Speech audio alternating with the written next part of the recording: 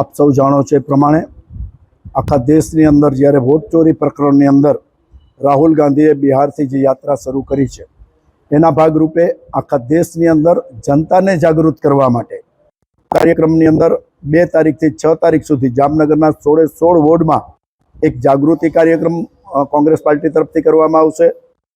8 તારીખે વિધાનસભાનો ઘેરાવ કરવામાં આવશે। 31 તારીખે અમદાવાદ ખાતે આખા પ્રદેશનો આ વોટ ચોરીની સામેનો કાર્યક્રમ એ કરવામાં આવશે।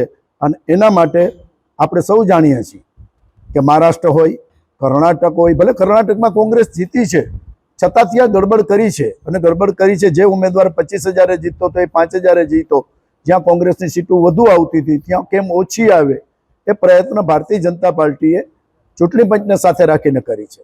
ચૂંટણી પંચની જે પ્રક્રિયા હતી ભૂતકાળમાં કોંગ્રેસના શાસનમાં કે દેશના વડાપ્રધાન હોય, ઓપોઝિશન લીડર હોય અને સુપ્રીમ કોર્ટના જજ હોય જે ન્યુટ્રલ છે, આ 3માંથી 2 જણા નક્કી કરે ચૂંટણી પંચના વડા બનતા ભારતીય જનતા પાર્ટીનું શાસન આવ્યું ત્યારથી સુપ્રીમ કોર્ટના જજને સાઇડલાઇન કરી નાખવામાં આવ્યા અને કેન્દ્રના મિનિસ્ટરને એ સત્તા આપવામાં આવી। તો સ્વાભાવિક છે કેન્દ્રના વડાપ્રધાન અને મિનિસ્ટર બે એક તરફી હોય એટલે ચૂંટણી પંચની અંદર જેને પણ બેસાડવાના હોય એ ફક્ત પાર્ટીનો પોપટ થઈને બેસે અને પાર્ટી કેમ કામ કરે।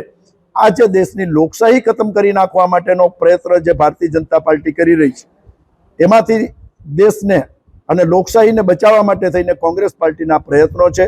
આવતા દિવસની અંદર તટસ્થ ચૂંટણી થાય, ચૂંટણી પંચ તટસ્થ રહીએ અને આ દેશના નાગરિકને પોતાનો મત ક્યાં આપવો એનો અધિકાર રહીએ। આ તો મતદાર યાદીમાંથી નામ જ ગાયબ કરી નાખવામાં આવે। એક મકાનની અંદર 70 મતદારો કેવી રીતે હોય? સિંગલ બેડના મકાનમાં 70 મતદારો હોય? એક સોસાયટીની અંદર 70 હજાર મતદારો હોય? આવા છબરડા જીવતા લોકોને મૃત જાહેર કરે ને લોકો એમ કે હું તો જીવું છું, એ આખા દેશના મીડિયા સમક્ષ આવે એટલે જીવતા લોકોને મૃત જાહેર કરી દેવામાં આવે। આવા છબરડા જો ચૂંટણી પંચ કરતું હોય તો એ ચૂંટણી પંચને અટકાવવા માટે, આ દેશની લોકશાહીને ફરીને તંદુરસ્ત લોકશાહી બનાવવા માટે, ચૂંટણી પંચની આ ચુંગાલમાંથી છોડાવવા માટે અને ભારતીય જનતા પાર્ટીના મહાપાપને રોકવા માટેનો અમારો પ્રયત્ન છે। વોટ ચોરીનો મુદ્દો જે ઉપાડ્યો છે અને અત્યારે બિહારની અંદર એમની યાત્રા ચાલે છે, જો કે કાલથી સ્થગિત કરી દેવામાં આવી છે।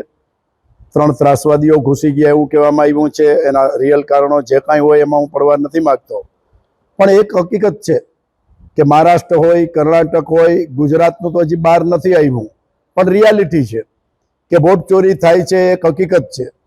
જ્યારે ભારતીય જનતા પાર્ટીને ખતરો લાગે ત્યારે ભારતીય જનતા પાર્ટી એ ઇલેક્શન કમિશન દ્વારા, ભૂતકાળમાં નિયમ એવો હતો કે ઇલેક્શન કમિશનની નિમણૂક એ વિરોધ પક્ષના નેતા એટલે કે હાલમાં રાહુલ ગાંધી છે, વડાપ્રધાન એટલે નરેન્દ્ર મોદી અને સુપ્રીમ કોર્ટના ચીફ જસ્ટિસ જે ન્યુટ્રલ હોય એને બદલે સુપ્રીમ કોર્ટના ચીફ જસ્ટિસને કાઢી અને ત્યાં કેન્દ્રના મિનિસ્ટરને રાખી દીધા એટલે ઓટોમેટિકલી 3માંથી 2 વોટ પોતાની પાસે થાય। અને વારંવાર ચૂંટણી પંચ એ કહ્યાગરું પાડેલો પોપટ, જેમ ભારતીય જનતા પાર્ટી અને નરેન્દ્ર મોદી કહે એટલું જ પાણી પીએ, આ કરે છે અને આ વાસ્તવિક છે। હમણાં દેશની અંદર જે છબરડાઓ બહાર આવ્યા, જીવતા લોકોને મૃત જાહેર કરી દેવામાં આવે, જે લોકો હયાત હોય એમને દૂર કરી દેવામાં આવે। સિંગલ બેડનું રૂમ હોય એમાં 70 મતદારો હોય, એક સોસાયટી હોય એમાં 70 હજાર મતદારો હોય।